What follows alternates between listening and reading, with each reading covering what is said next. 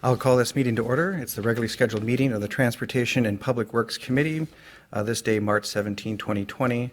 I'm Councilmember Reich. I chair the committee, and I'm joined by my colleagues, Councilmembers Johnson, Palmisano, Fletcher, and Gordon. We are a quorum, and we'll proceed with today's agenda, of which we have public hearings, consent items, and some walk-on items. I'll move the walk-on items with the consent agenda, and then we also have a walk-on presentation, which will be the last item on today's agenda. I'll go through the consent items, including the walk-ons. Anyone can pull in for further discussion if they wish. Item 3 is the Bassett Creek Watershed Management Commission appointments. People are listed.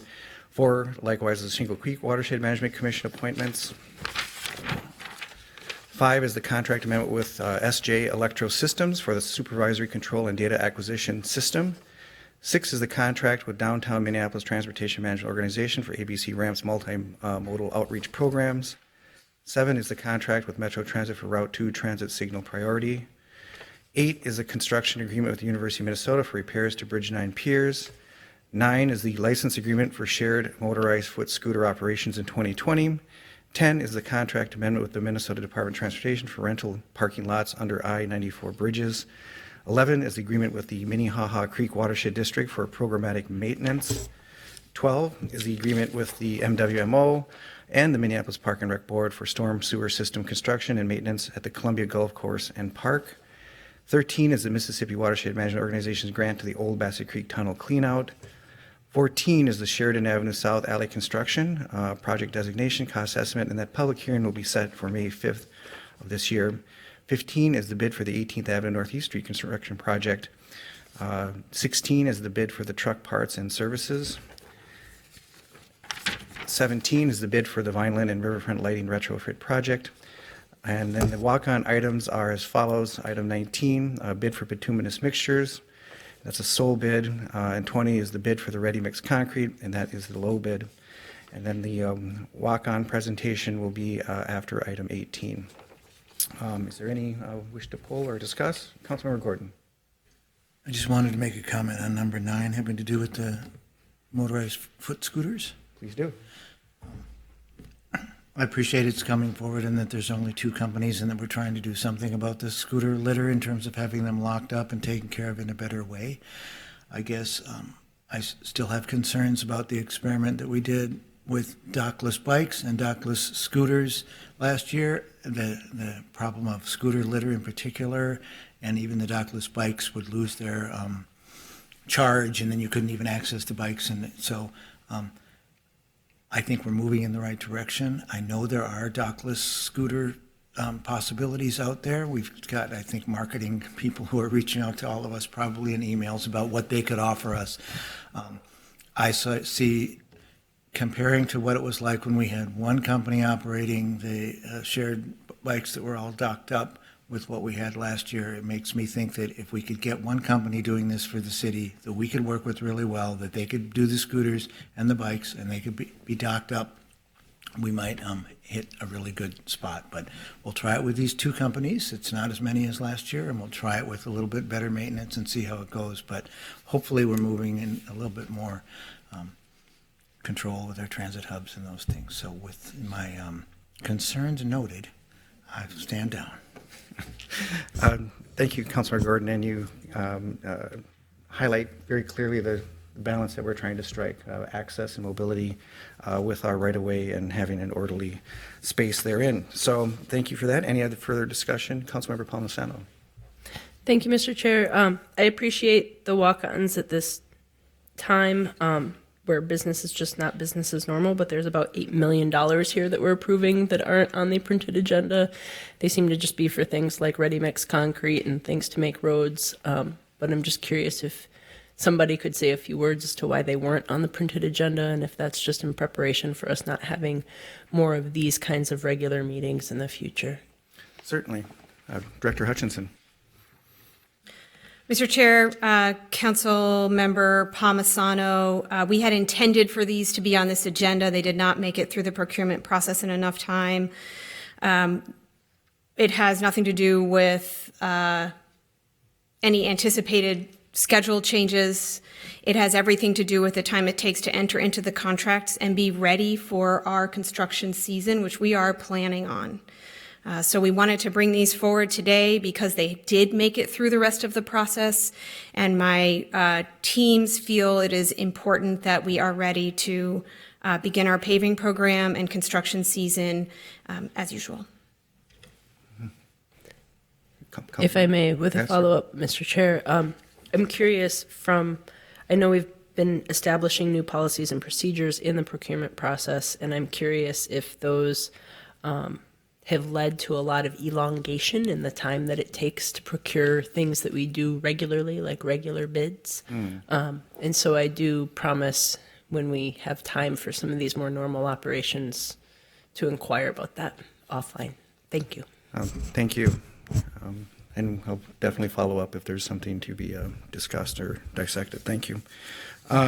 Anything else on the consent and walk-on items? Seeing none, I will move all items as submitted. All in favor say aye. Aye. Dissenting nay. That carries, or those items carry. We can now go to the public hearing section of today's agenda. And I'll note, in terms of public comment, comments can still be emailed or mailed in. It is the written communication that actually preserves your right to appeal any subsequent legal appeals. And to that end, it can be sent right up to the day of the public hearing to have that legal effect. So I just wanted to make that clear for folks and the general public. And with that, we'll go to public hearing number 1. Director Hutchinson. Mr. Chair, members of the committee, the first public hearing is to pass a resolution ordering the work to proceed and adopt the special assessments, and also requesting the Board of Estimate and Taxation to authorize the sale of assessment bonds for the Godward Northeast Resurfacing Project. The special assessments are in the amount of $175,135.94, and the assessment bonds are in the same amount. The last time Godward Street Northeast was reconstructed was in 1984. It has a PCI of 34. The proposed special assessments were determined by applying our 2020 uniform assessment rates to the land area of benefited parcels, as is established for each of our projects. And I will stand for any questions if necessary. Any questions per the staff presentation? Seeing none, I, by way of formality, open the public hearing. Seeing no one present to make a direct appeal, I will close the public hearing and move the item before us. Any further discussion? Councilmember Palmisano. Thank you, Mr. Chair. It seems like now would be an appropriate time just to ask the director to expand a little bit on what she's thinking in terms of the construction schedule for this season. I heard you say just prior that you do plan on starting the construction season, so things that are on the project schedule for this year. At this point in time, from what you know, those are still on track to be scheduled and start to be worked on. Am I accurate on that, or did you want to explain if that's not our common understanding? Director. Chair Wright, Councilmember Palmisano, we are working under daily changing information, just as the rest of the city is. With the information that we have today, we are preparing to continue our work to support the city of Minneapolis in numerous ways. I'll report out on that in our final presentation.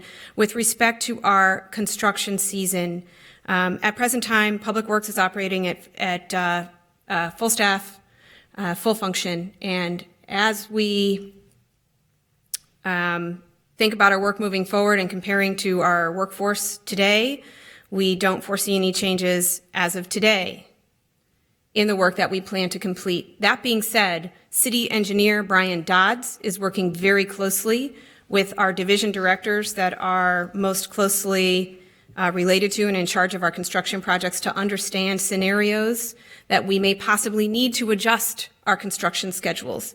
And if we do so, we will be making it very publicly known if projects are going to be, if there's any change to our construction schedule. Thank you. I appreciate that. I have been getting questions from constituents about other things that are planned, like even in my ward, and I think this is kind of universally applicable. And I want to thank you for all your hard work. Yeah, thank you, and thank you for the inquiry. Any further discussion? All in favor say aye. Dissenting name. And then now we can go to item 2 on the public hearing. Director Hutchinson.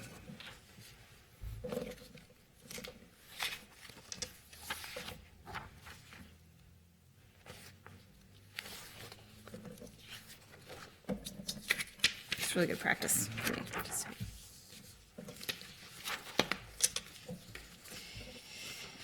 Chair Reich, members of the Transportation Public Works Committee, our second public hearing is for, oh, thanks. I forgot about that.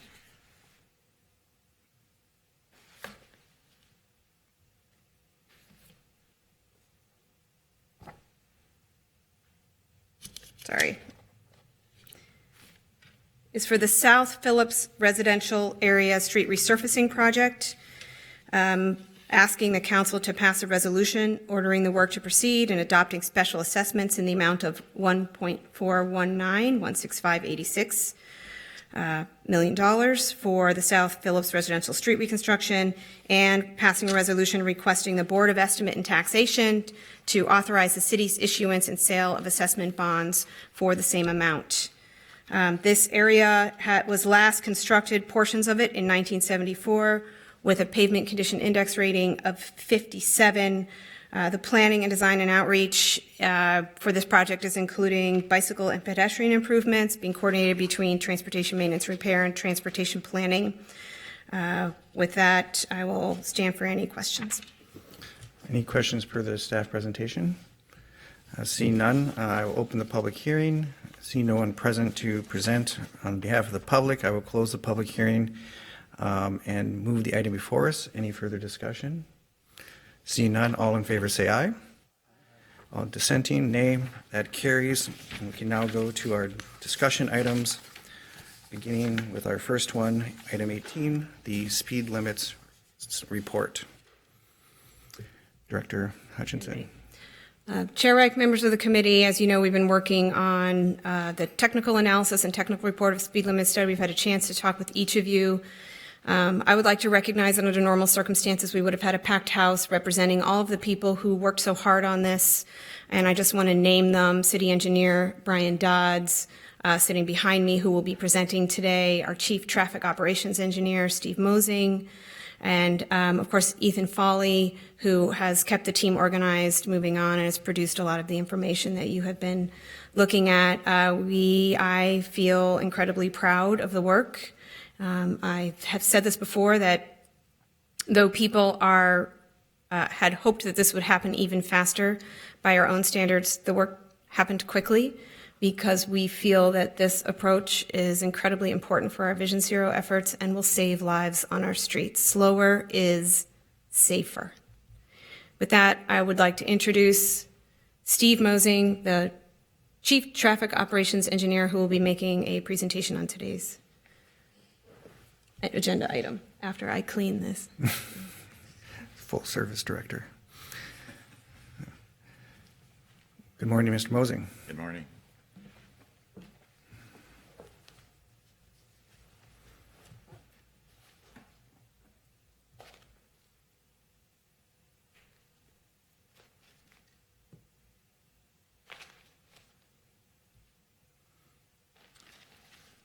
So good morning. My name is Steve Mosing. I'm Traffic Operations Engineer for the Department of Public Works. So we've been waiting for this day for a long time. It started back in the fall of 2017 with the city's commitment to Vision Zero, and speed management was a big piece of that commitment. So we've been working, last year we started working with the legislature in order to pass legislation with regard to giving cities the authority to change speeds on our own roadways.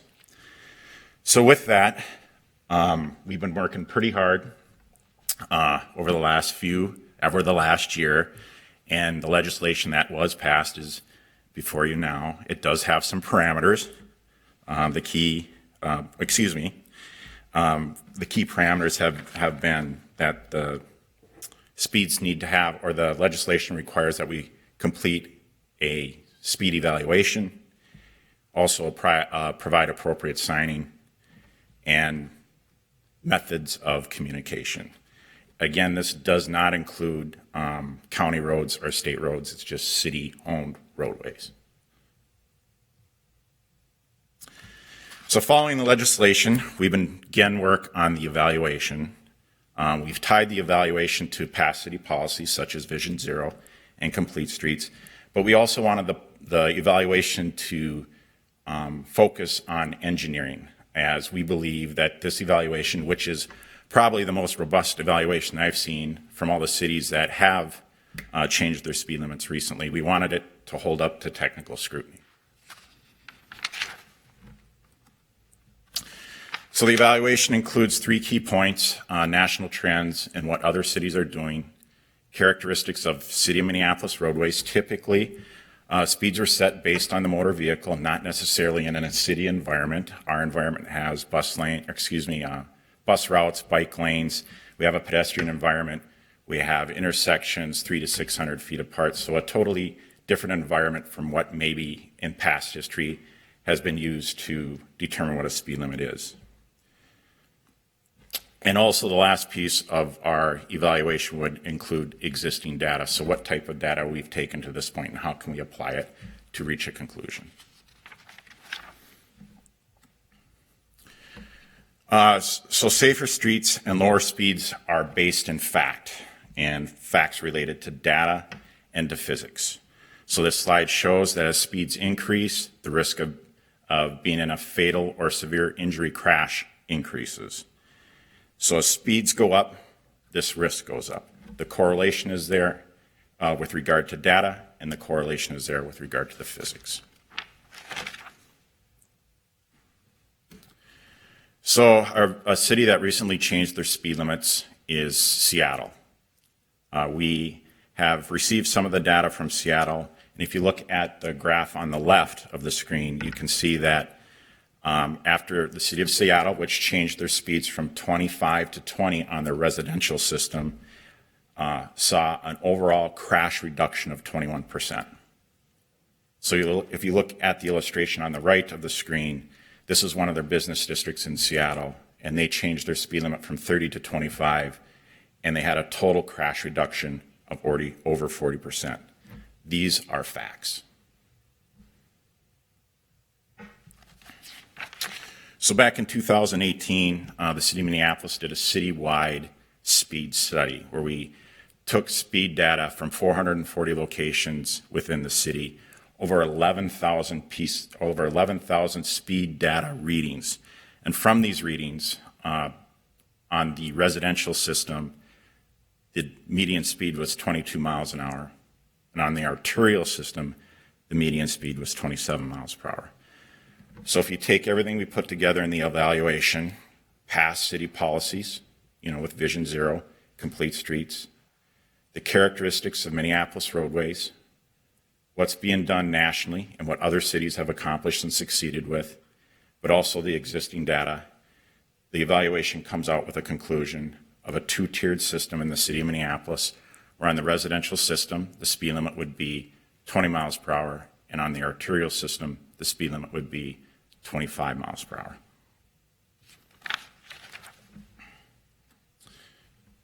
So if you look at these two maps of the city, on the left is what we have out there today, even though we've already started putting up signs for 25 miles an hour. The yellow indicates all the 30-mile-an-hour roadways, and on the right is what the map will look like after we're 100% complete. You can see that most of the roadways, if you look at the key, approximately 75% of the roadways will have a speed limit of 20 in the city of Minneapolis. So how will all this get done? Well, mostly through signing efforts. This won't happen overnight. So our big task starting out is to tackle the roadways that will be changing from 30 to 25. We've started that work already. Those signs are going up, and we're going to rotate through the city and putting those signs up. The residential system's a little different. There's, again, 75% of the residential system of the city of Minneapolis is the residential system. If we were to sign that, that would be thousands upon thousands of signs. So our strategy there is to put up gateway signs. So at the entry points into the city, you would see a sign that says speed limit 20 unless otherwise signed.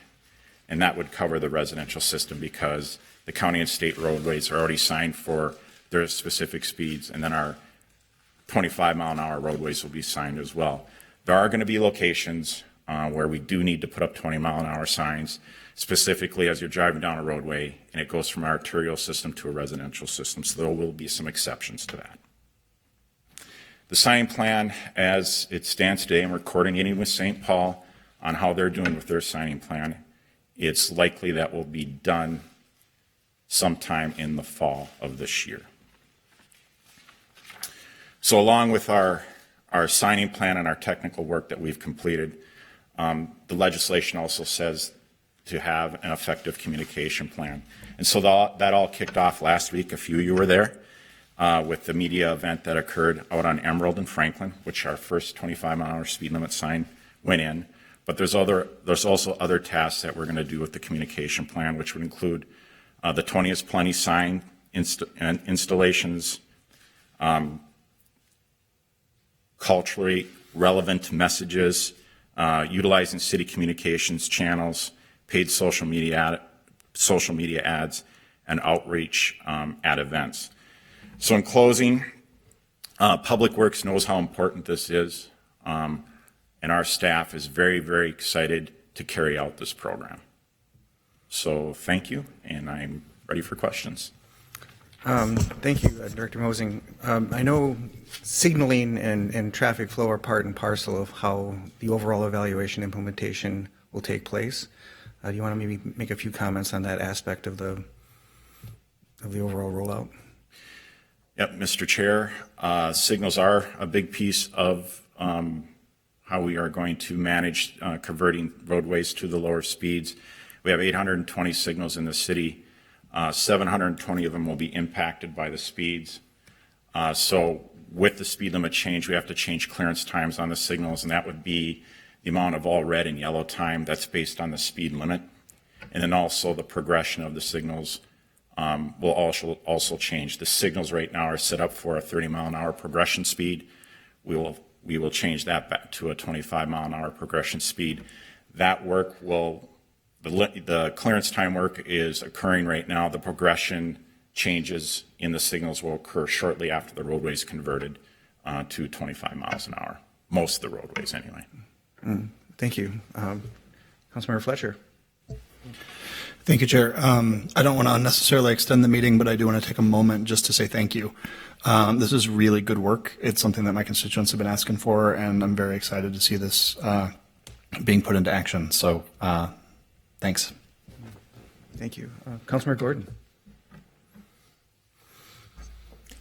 I had a question about the costs of all of this that came up, and somebody was wondering how much does the sign cost, for example, and what is the fiscal impact of doing all this? It could have been a line of question of somebody who thinks it isn't worth it, but can you give us an estimate on what the costs are, or maybe what a speed limit sign costs?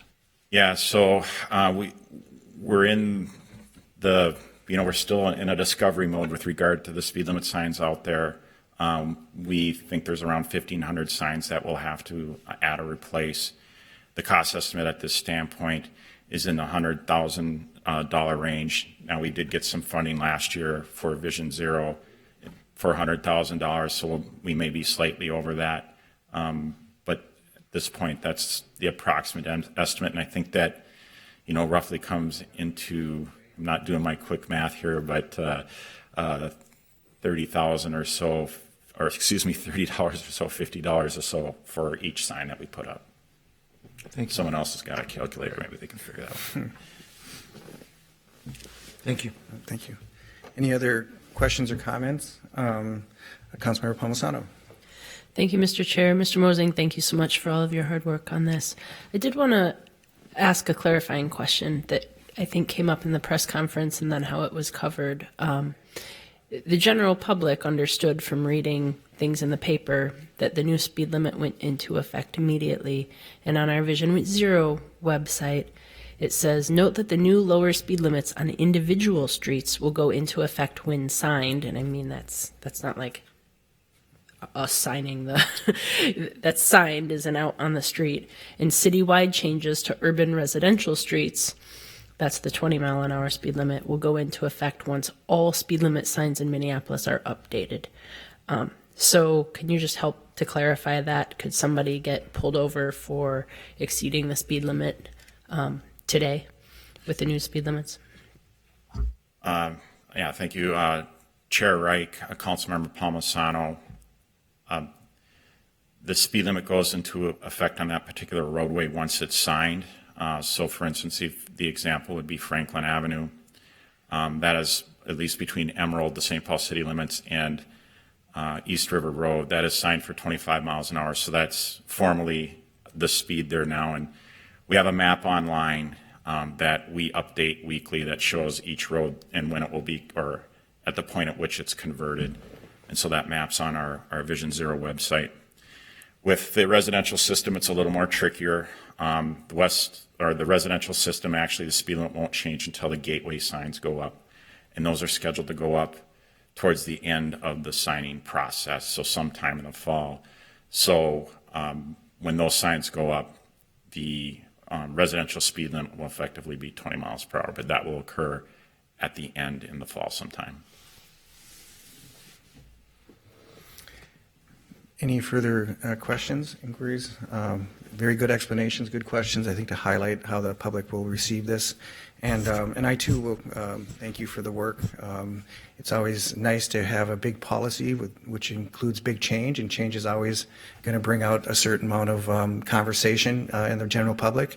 And to join that conversation with thorough, factual-based layout of information of why we're doing it, how we're doing it, and for what purpose we're doing it, I think is just really helpful and meaningful, and I'm very proud that our city does it that way, and of course we have come to expect that, but I wanted to highlight that work as well. So thank you for it. Thank you. And with that, I will move to receive and file the report on speed limits for city streets. All in favor say aye. Aye. Dissenting nay. That carries. And we can now go to our walk-on presentation, which is listed as item 21. And as we know, doing daily work in normal circumstances for the public through this department or these departments is significant. We always applaud the effort that goes into it, the teammanship to pull it off. And of course the question comes, if it's that much of an effort to do it on a regular day, what's it like when we have extraordinary situations? And so I thought this was a timely way to give highlights to how the work will proceed in this time of the COVID-19 moment in our city. And with that, I'll invite Director Hutchinson to address us. Chair Reich and members of the Transportation and Public Works Committee, thank you for the opportunity to present to you today. I have a brief update on Public Works COVID-19 activities. I want to say that I will be available to continue updates as necessary, and as I mentioned earlier, we are all getting information on a daily basis, and we are adapting our operation. Today, I want to report to you that Public Works remains at full staff and our operation is complete. We have instituted alternative work arrangements for those who can work remotely and for those who cannot, which is the majority of our staff. We have given instructions and guidance to support their well-being, including changes to our operation, staggered start time, how to clean vehicles, how to keep distance, and a number of other operational changes that they have been instructed to employ beginning yesterday. I am also here to reassure you that should the day come when we need to adjust our operation to a point of having any fewer staff than we have today, that we are in a state of readiness, having completed multiple contingency planning scenarios that ensure that the city's essential functions will continue. And I want to be very clear about what I mean about the city's essential functions. Our team is cross-trained, and I want to thank Steve Kotke and Heidi Hamilton for making an incredibly essential change a number of years ago, creating categories of employment, Service Worker 1 and Service Worker 2. That gives our department an incredible amount of flexibility to use our cross-trained staff to focus on our most essential services. I'm going to begin first with maintaining safe drinking water. That is priority one. Our 2 treatment plants remain fully staffed today, and our contingency planning is in place that we will guarantee the maintenance of safe drinking water through the operation of both of our plants. This is priority one.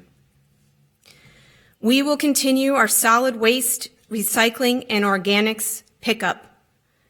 This is priority. They're all priorities. This is also an important priority for our public. We will continue to keep people who travel safe by maintaining our traffic signal system and other transportation components that maintain the flow of all people who are traveling.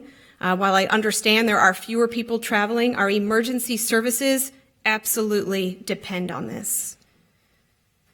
We will be maintaining the city's fleet. It's an often under-recognized and invisible part of the work that Public Works does, but our mechanics will stay on to be sure that police, fire, and Public Works and anyone else who needs to have a vehicle will have one.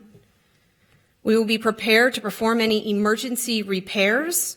This includes water, sewer, and any other obstruction that may be imminent in our public right-of-way.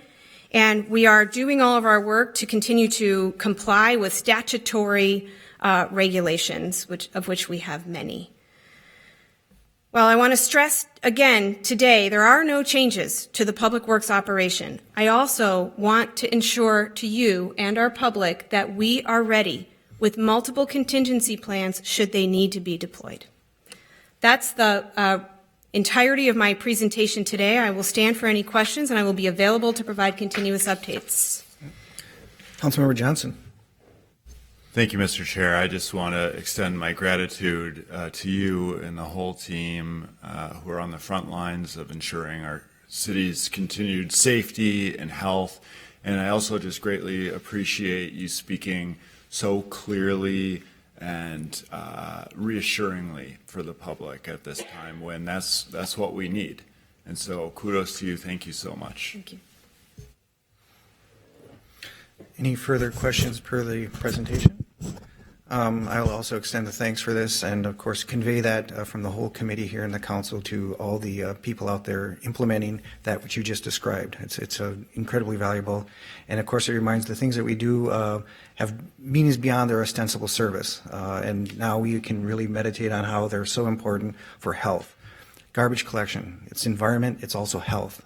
And we can go right down the line. And so I think this moment is a time for the public to definitely reflect on that and appreciate that. And of course, we depend on it. So appreciate it. Thank you. And with that, I will move to receive and file the update from Public Works on COVID-19 status with the department. Any further discussion? All in favor say aye. Dissenting nay. That carries. And we have exhausted the agenda and we are adjourned. Thank you.